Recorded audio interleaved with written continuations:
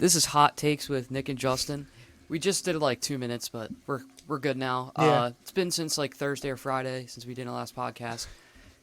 NBA playoffs. Yeah. So we were Knicks up 2-0. Yeah. We were kind of getting to the Sixers game. Good thing I noticed that we were like a minute in. So, but Yeah. we were basically talking about how we were talking about the first game of the Knicks, how they just outperformed the Sixers. There's really I thought the Sixers played well enough. It was just supporting cast, kind of. And then offensive Embiid- rebounds, then too. Embiid getting hurt. But Rebounds, too. what I was getting at is the Sixers they're not in a good place right now for the series. Look, they might be playing better than the Knicks. Yeah. It's just... Even if the series was tied, I would not be feeling good. I mean, Embiid said yesterday after the game, he said, we should be up 2-0. We'll be fine. We'll win the series. Except he never looked directly at the reporters' faces. He just looked down and started playing with his hair. Yeah. But I think the main storylines of those two games was Embiid going down with the injury, which who knows if he's going to be able to, like... Because he's had back-to-back... He's had great halves. Yeah, who knows if he's going to be able to be the same. Yeah, like who knows like how much, because especially the physicality with the Knicks too, with Hartenstein and Robinson, like how long this series goes is gonna, I think, might determine like how good and how like much Embiid and Lee can handle. But in the second game was, did the refs miss Nick Nurse's timeout? So time actually got fouled. That is the thing. I saw the picture. His jersey is pulled back. I'll give my thoughts, but. What I was saying was, Embiid and Maxey cannot be the only guys to show up on the Sixers. Yeah. That is the difference maker, in my opinion. If one of these games, they're just going to get blown out because Embiid's not going to show up and Maxey's not going to show up. Then they have nobody.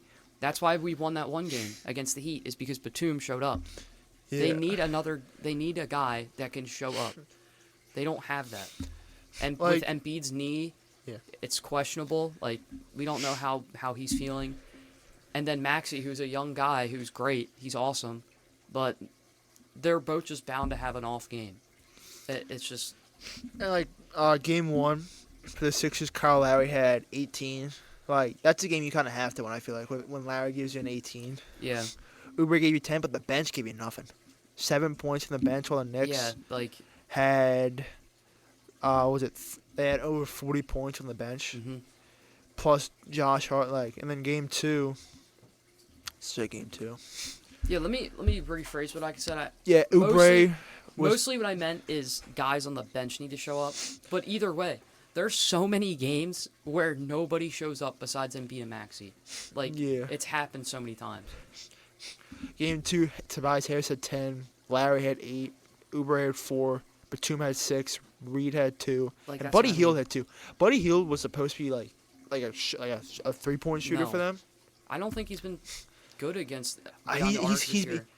He's always I think he's 38, but since a stretch, I forget what game, but I looked at it from the past 19 or 20 games, the end of the regular season, he was shooting 36%. Yeah, no, that's why all people were not really fans of the trade, is because I saw something on Instagram, ever since he did that, I think it was the 3-point contest, that one year, he's just not been the same. He hasn't been good. He's not been Buddy Hield. He's a good shooter.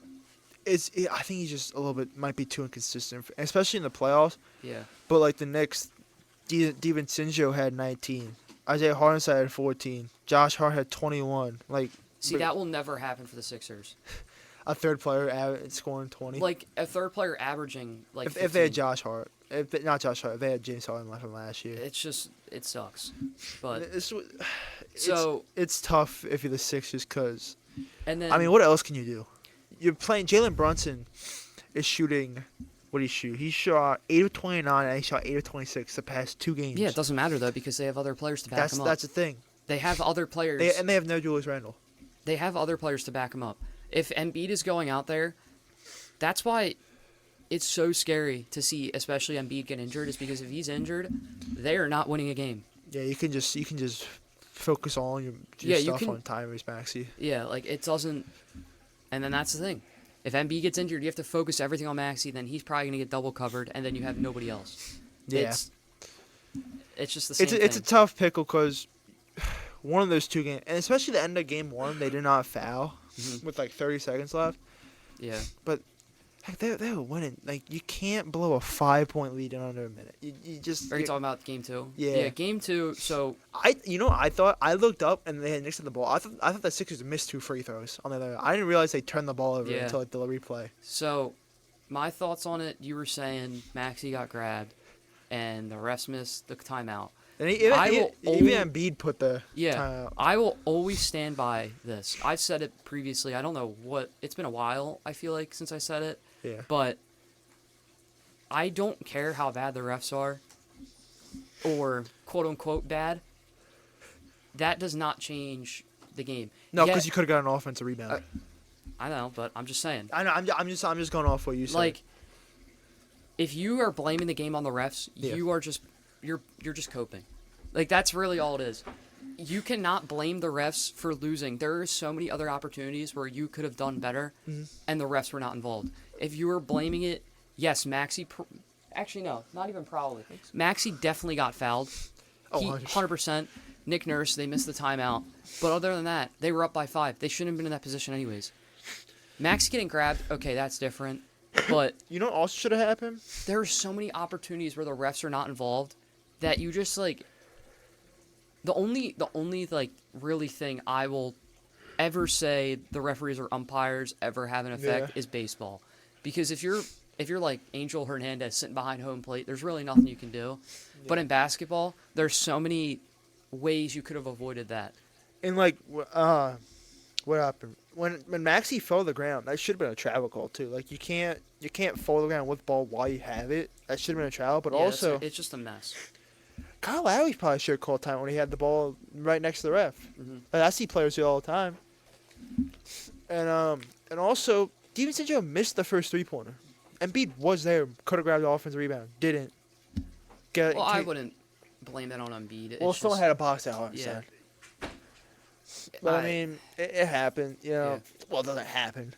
But you can't lose. But then again, I am not that sad just because I wasn't expecting the Sixers to even go far. So it just sucked because Embiid in that first game was playing so well, and then he got hurt. I just cannot stand people who blame everything on the refs. Yeah. Don't get me wrong. Like, I'm not saying the refs are good. Refs have an impact, but they're not the main factor. Exactly. I'm not saying the refs are good, the refs are bad. I'm just saying, if you're blaming stuff on the refs, you are just upset that they lost, and you have no other excuse. But I will say, the timeout, like, Nick Nurse was right next. Like, you got as a referee, you also know like the moments of games.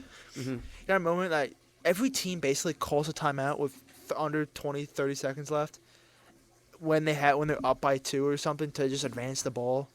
Like, I feel like as a ref, you probably should know that. Like, if you probably should look over just to look at the sideline to see if they're gonna time out. Mm-hmm. But I think that's enough about the Sixers. Yeah. What do you want to go on? Phillies. Yeah. 7-game win streak. 7 games. Pitching. Now, people are saying that it's against teams that are not good. My response is that Rockies, the White Sox, they're horrible. I They're bad. think the most shutouts their first 22 games. They have 8. Like, they are actually really bad. Like, the very Oakland bad. Athletics of last year could dog walk them. Yeah, that's how bad I they know. are. The Rockies, they're team- bad, yeah. but they're not. They're They're even close. horrible. They're not White Sox. Yeah. White Sox. That team was in the playoffs 3 years ago. Yeah. It's really Aloy strange. Jimenez should be better. I thought like the Yon Makata. Yeah. I thought he was gonna be great. He's been okay this year. He's batting 282, but he's on the injured list. I don't know about that because Andrew Vaughn. Yoan Moncada got. I'm trying to think when he got. He should have at least. He got called up in 19? I was gonna say 2019 or 2020, but he was expected to be very good. Oh yeah. And it's kind of just been. I feel like he's had the same year every single year, so I wasn't really expecting much. 26. Now. No, he's been up since 2016. Never mind. In the majors. Yeah. Jeez, where the time go? You know why 2019 was the MVP? He got MVP votes 2019. Oh. Like especially that White Sox team. Like Aloy Jimenez, I thought like I did not I knew they were going to be bad, but I did not know they were going to be this bad. Lloyd Jimenez, former Silver Slugger, has turned into a 170 Yeah. Lloyd Jimenez has been he's been constantly 15 and above home runs, but a guy who hit 31 in his rookie year. Yeah. I thought Andrew Vaughn too. He was a top prospect. Yeah. 26. He's batting 158. That team is so bad. I think we should get into more of the 7-game win streak thing. Yeah. People are saying they've been playing really bad teams, which I agree with. I think the White Sox are horrendous. The Rockies. I think horrendous might be an understatement. The Rockies are bad. They're not good. They're bad. They're bad. The last place. Now this series will really test my field because the Reds are actually a good team. And first game, they passed the test. Yeah, 7-0, right? Yeah. So, Cody Clemens. Yeah, Cody Clemens with a bat flip that was just amazing. Dude, a double. I think he made a defensive play too. Yeah. But it's been fun to watch. Especially I think my favorite part since last year has been just watching the pitching. They are so they are filthy. If they take Spencer Turnbull out the rotation for Taijuan Walker, who was not even good in AAA. They really Dude, shouldn't. I saw a tweet. His velocity on the pitches, the guy's throwing 88 to 90 miles per hour on his fastball. He's throwing 68 mile per hour. He's going to be the next Vince Velasquez. I don't know how his splitter is. I don't know. I only saw the fastball and curveball. But the guy gave up 4, walk 3, and he had to do 102 pitches. See, that's the problem, though, is it might turn out to be him over Spencer Turnbull just because of the money. That's what I told my family, too. It might happen. I think it's going to happen? I think for maybe, if it does happen, it's not going to be for long. I think it may be for 2 starts, and then they're going to bring back in Turnbull. If Turnbull has 2 to 3 bad starts in a row, then you make the move. Mm-hmm. If he... I would like to see put Taijuan as the long reliever. Just do that. Have him as a long reliever, a guy like a Nick Nelson type, but better Nick Nelson. Because I at least think that he can at least give you 2, 3 to 4 innings. Yeah, they need a long reliever kind of guy. I thought Matt Strom would be this year because they used him a lot last year. He's been a 1-inning guy. Yeah. But especially with the starting rotation, Nola, his ERA is down to 3.16. Turnbull 1 point. Dude, the numbers are fantastic. The only starting pitching I think ERA better than them is the Red Sox, who's been great. Cutter Crawford. I think it's Royals, Red Sox, and then Phillies. I don't know what happened yesterday, but the last time. No, I think it's Red Sox. No, that's team ERA. I think I'm going off starting pitching ERA. If it's starting pitcher ERA, I think the Red Sox and the Phillies are 0.01 off. Dude, the Red Sox would take. Brian Bellier has given up the most. He's got a 3.1. Yeah. Cutter Crawford's got a 0.66. Yeah. You know how I'd love to see the Phillies if Spencer Turnbull does not work out is Paul Blackburn from the Athletics. He's been fantastic this year, 1.08. But the rotation has been not even dominant. Yeah, I don't think the Phillies rotation being this good is on anybody's bingo card. I knew they weren't good. I didn't expect them to be. That's what I mean. I don't think that anybody expected them to be the They top. look like the 90 Braves rotation with Maddox and all them. Yeah, maybe MLB.com got mixed up ranking them 1 for their bullpen instead of their starting because. Thank goodness the bullpen hasn't to go 3. Pinto, don't get me started with him. Oh my gosh! I thought they were gonna lose. We didn't even talk about that game. We got to go. No, because that was. Yeah, I don't think we talked about. Yeah, we didn't talk about that game. So going into the Rockies, was it the 8th inning or 9th? 9th. Because it was Wheeler's game. They bring in Pinto. Was that the White Sox? Yeah, they bring in Pinto, and it was 9-2. No, it was 9. It was 9. It was 9-2. 9-2, and then Pinto comes out and he starts walking guys. He starts giving up singles. It actually it aggravated me. I don't know if I thought they were gonna lose, but. When it was bases loaded, I was a little Wasn't afraid. it 2 outs? It was 2 outs, but they kept bases loaded. And I was like, oh god, I gotta And then thank the Lord, Bryce Harper makes a dive or whatever play. Yeah. Jose Alvarado came, which was so dumb. They had to bring in Alvarado. There's so much to talk about. I feel like that whole White Sox series we have to talk about. Yeah, game 1 was I think it was Turnbull game 1. Because Sanchez was game 3, Turnbull was game 1, Wheeler was game 2. It was Crochet versus Turnbull game 1. Hold on, let me. Which Alec Bohm, talk about it, baby. Give me more bone bombs. So, White Sox. Yeah, it was Turnbull and Crochet. Which he got lit up, Crochet did. Yeah, which I was not expecting. So Merrifield. Hold on, let me. Oh yeah. So you go. My bad. White Sox series starts off Turnbull and Crochet. Mm-hmm. We all know how Turnbull's game went. I think he went 7. Did we talk about it? No, that was the weekend. Yeah. So, no, it was Friday. Oh well, I guess it would be the weekend after. That was Friday Friday night. That was the City Connectors. Which are growing on me, which I'll get to. Hey, they might be the new best there. Yeah. He almost threw a no hitter. He went 7. No hit ball, I think. Yeah, it was something like that. Saturday comes around. Who was on the mound? Wheeler Sorokin. Wheeler versus Soroka. Yeah, and again, Wheeler goes 7. Yeah, this was what I was gonna talk about.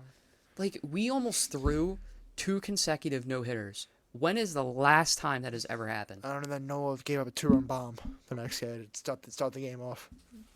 Then what, it was Nola versus it was a rookie with the White Sox pitching. Oh, Nastrini. Yeah, but let's get back to the first game though. Alec Bohm. Was that the 2 home run game? Yeah, 3. Yeah. Give me more of that, please. Give me more of that. I hate to break it to you, but that's not going to happen. I know it's not going to happen, but just give me the consistency of the power. Just keep every I don't know how many games. Give me a bomb. Yeah. Or try. I looked up a stat. I looked at most doubles in the league by teams. You know the Phillies are tied for last in doubles. I'm not surprised. It's either a home run or a single. They have 23 doubles in the year. And I think Nick got a triple one of the games. I think that was the last. It was. I think Grossman or Gavin Sheets just. What was the game that was it Robbie Grossman? He got the ball and he fell down in the outfield. Which I think that was the third game. I don't think I watched the third game that much. Yeah, that was at 1:35. Yeah, I didn't watch that game at all actually. But Whit Merrifield went deep.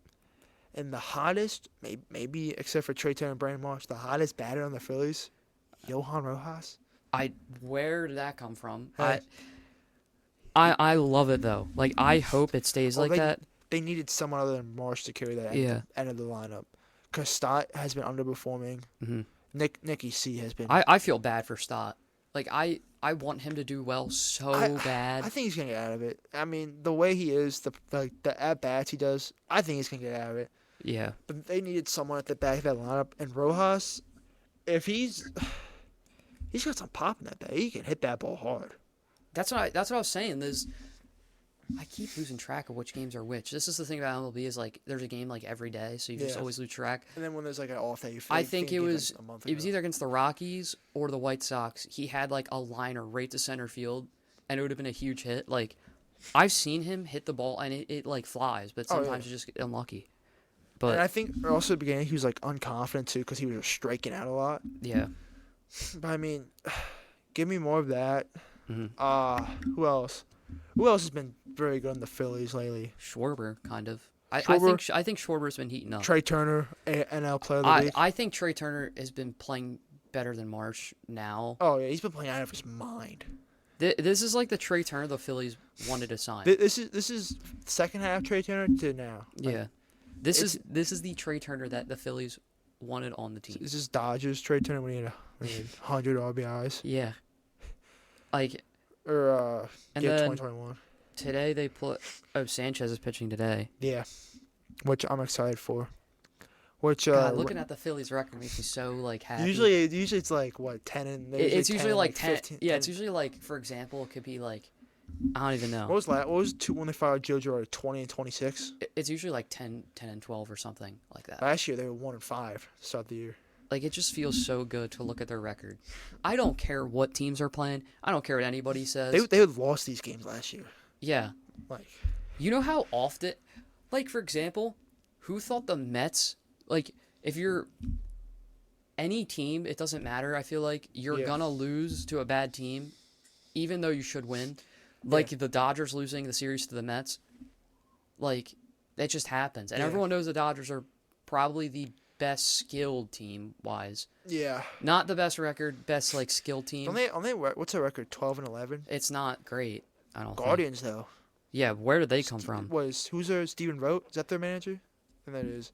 He's been having a great. I mean, no. Imagine they had Shane Bieber on the roster still. If he was not, Dodgers record's 13-11, and then I think they lost the series to the Nationals too recently. Hey, C.J. Abrams is legit. Yeah, he's good.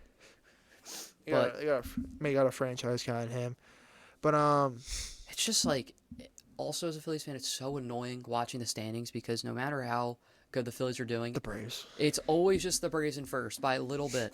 Like no matter what, Marcell Ozuna on the Braves is just. He might win MVP this year. He's a Greek god. He won't get out. He's hitting all these home. How many? Isn't he at double-digit home runs? Nah, he might take All-Star.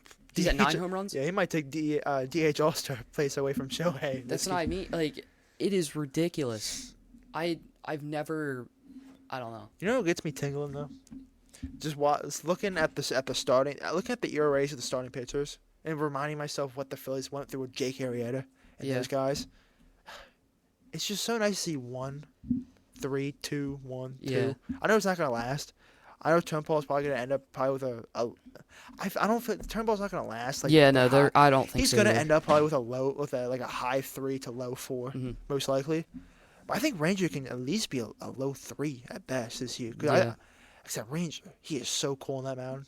The catch he made yesterday. I don't know if he can get a low 3. I hope so. He might be a medium 3. Because last year he was a 4.18. Because a low 3 is that's very good. But I think he can be the All-Star. He can be an All-Star this year, the way he's pitching. There's so many Phillies that could be an All-Star that were Trey Turner. But then again, it's always just the fan voting.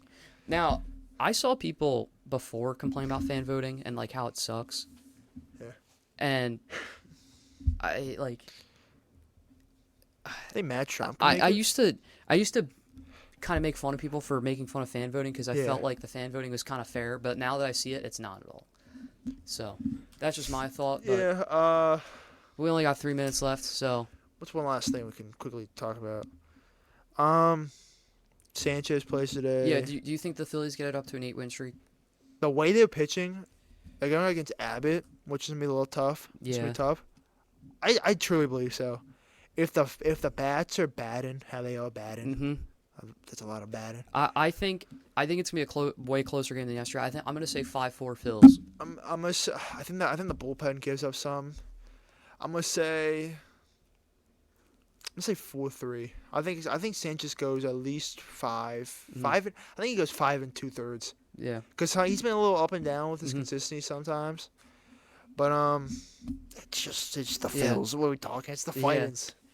But I think we'll probably be back. Probably after the Red Series. Yeah. What? Thursday. Thursday, Friday, somewhere around there. But we gotta keep going. We gotta get more. We're once a week. Come in and get out. Part-time podcasters.